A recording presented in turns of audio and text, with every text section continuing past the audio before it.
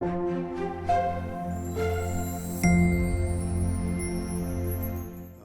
usually happens if the bond defaults on principal, it usually, you usually refer to what is called a recovery value of the bond, which basically means that once the liquidation of that company or issuer takes place, a certain portion of funds are left back for bondholders.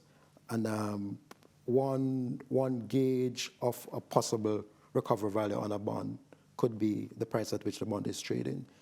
So, for instance, if a bond is defaulted and you'd probably see it trading like 20 cents on the dollar, then the expectation is that the recovery value will be 20 cents. But in reality, and oftentimes the recovery value is much more than where the market suggests that the bond should be trading. As it relates to the principal on the bond, if an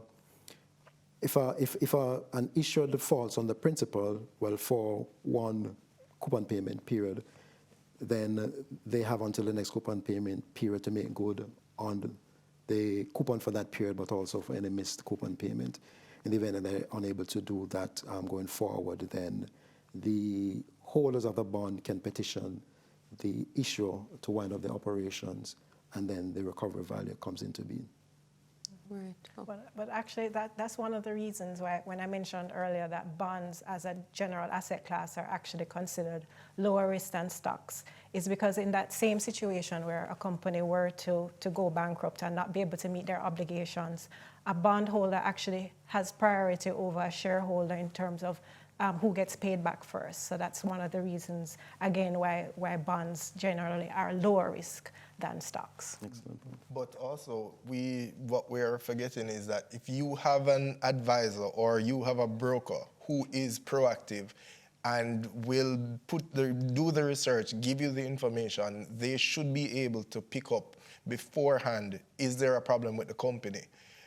It might not be in every situation, because sometimes these things escalate really quickly, but having the information, tracking the companies, knowing what's going on with the company is important, because you definitely can pick up trends. You will see happenings in the market, in their financials, to be able to question, is there something down the line? Will there be a negative effect? How will this affect my interest payments or my principal payment?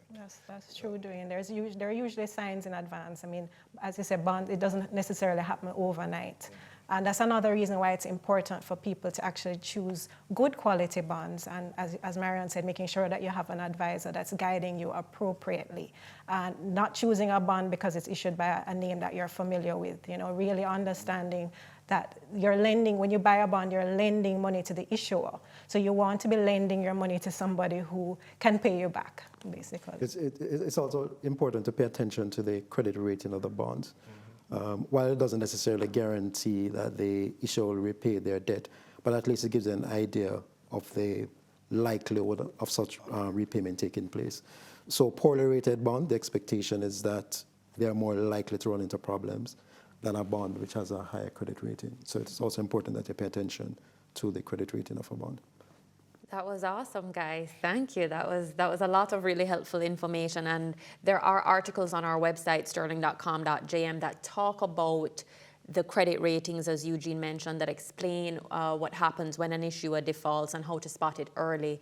I know our wealth advisors are very experienced at taking people out of bonds when conditions change, when oil prices dropped a few years ago. I know some people would have sold, not necessarily at losses too. It's just sometimes you exit the position